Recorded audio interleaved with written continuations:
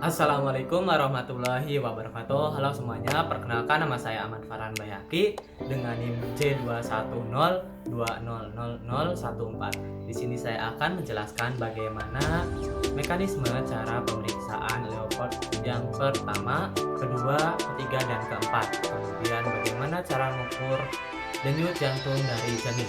Langsung saja untuk yang pertama, untuk pemeriksaan Leopold yang pertama itu dengan tujuan untuk mengetahui titik tinggi fundus uteri. Dengan kita mengetahui titik tinggi fundus uteri, kita akan dapat menafsir usia kehamilan dari seseorang.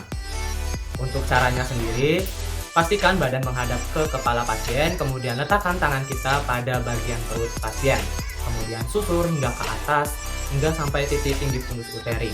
Langkah selanjutnya, setelah kita mengetahui di mana letak titik tinggi fundus uteri, kita akan melakukan pengukuran dengan alat ukur. Untuk pengukuran sendiri, kita menggunakan alat ukur dengan caranya yang pertama, letakkan alat ukur di atas tulang simifis, kemudian tarik hingga ke atas hingga mencapai titik tinggi fundus uteri yang telah ditentukan.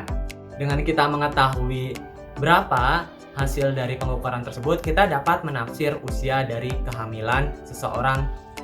Untuk pelaksanaannya dan teknisnya, kita akan pelajari di video berikutnya. Selamat menyaksikan.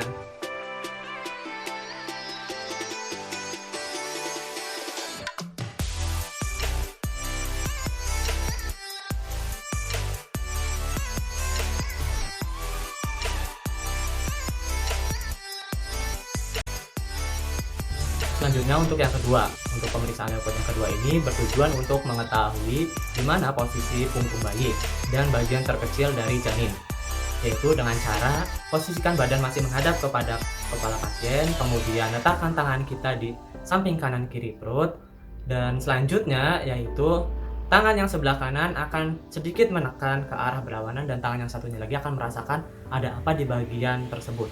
Kita akan mencari bagian yang sekiranya datar karena kemungkinan itu adalah punggung dari bayi.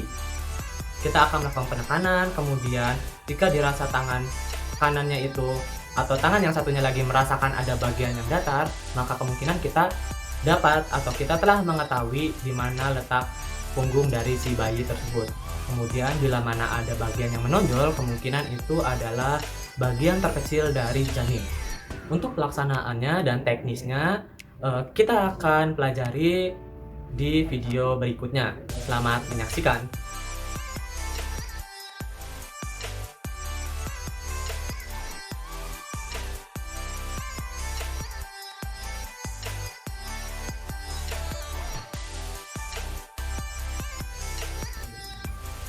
Selanjutnya yaitu pemeriksaan Leopold yang ketiga. Pada pemeriksaan ini bertujuan untuk mengetahui posisi terendah dari si janin. Pelaksanaannya itu dengan cara yang pertama, posisikan tangan satu di bawah, kemudian tangan satunya lagi di atas perut.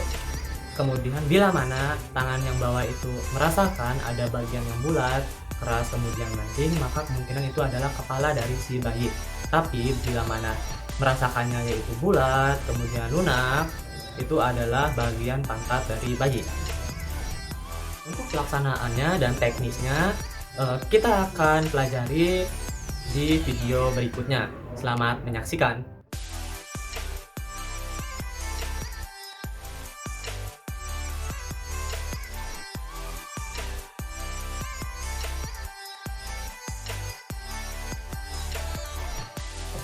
Kita akan melakukan pemeriksaan Leopold yang keempat. Pada pemeriksaan Leopold yang keempat ini, kita akan mengetahui apakah posisi kepala bayi telah masuk ke dalam rongga panggul ibu atau belum.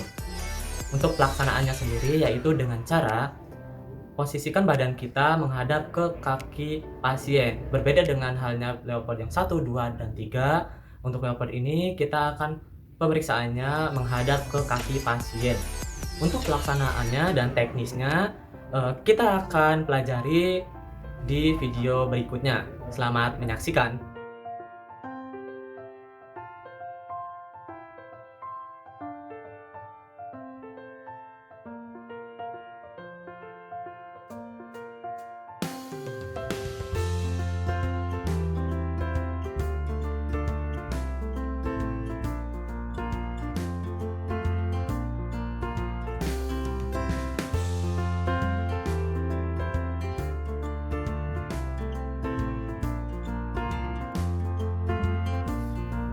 Selanjutnya yaitu pengukuran denyut jantung dari janin.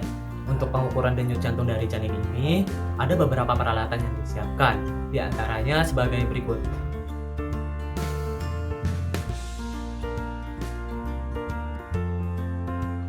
Nah, untuk peralatan sudah kita ketahui, langkah selanjutnya yaitu kita akan melakukan pelaksanaannya. Untuk pelaksanaannya sendiri, kita mengambil daerahnya sesuai dengan hasil pemeriksaan Leopold yang kedua.